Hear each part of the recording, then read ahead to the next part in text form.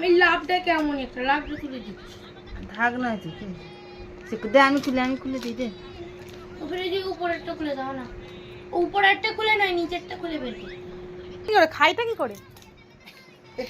এরকম করে খোলা যায়নি তো। লজেনটা হেবি সুন্দর।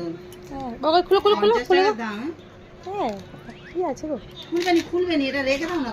আমি তুই লজেন খাবে? হ্যাঁ একটা দাও, একটা খেয়ে রেখে দাও। আমি খুলে দিই। থাম তুমি। থাক না, খুলতে পারি।